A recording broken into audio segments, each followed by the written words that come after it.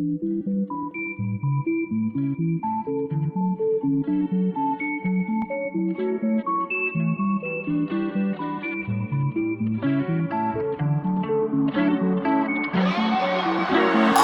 na ma-broke, ayoko na, ayoko na, ayoko na ma-broke. Naranasan ko na dati, ayoko na maulit mga nangyari.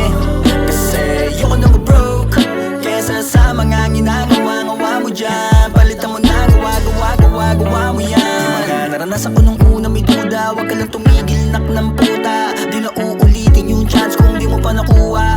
Kala ko ay joke lang yung life, masyado yata akong napasarap sa vibe. Ayoko na ma-broke, ayoko na, ayoko na, ayoko na ma-broke. Naranasan ko na dati, ayoko na maulit mga nangyari.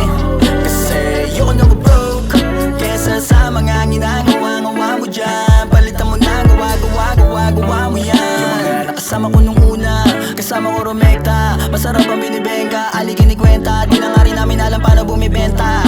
Inipon muna bago kumolekta, at tsatsagain ko to bago mag-30. Kasi pera na renta, matagal ko nang inaasam na makuha. Maranasan na malula sa saya na binibenta. Sarap nakapronta, sa loob may dinamita. Kaya repa, mag-ingat sa pinipera. Tapos ka na ba? Sige ako na. Nahilig sa gilid kasi napuna. Wag bang marunong di tutukod sa kung sino na una. Kamusta ka na? Sana masaya. At alam mo ba, pag nasa baba ang baba lang iba pupuntahan ko di pataas. Kaya dapat ikay matigas. Pero bakit ako matatakot mahulog? Sundan mo yung kwento, paano ko nahubog? Ilang beses ba ako sumubok sumunog ng pera? Basta masaya, kaya repa. Kung tatama rin, wag papansinin. Kasi yung mga ganyan kasama rin. Tungkol ito sa kung paano papalag, kung paano sasalag, at kung paano mo pinahayag.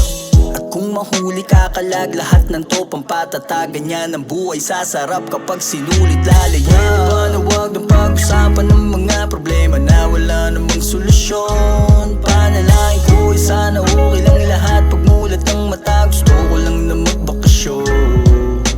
Pwede ba na wag ng pag-usapan ng mga problema na wala namang solusyon. Panalangin ko ay sana okay lang lahat. Pagmulat ng mata, gusto ko lang na magbakasyon.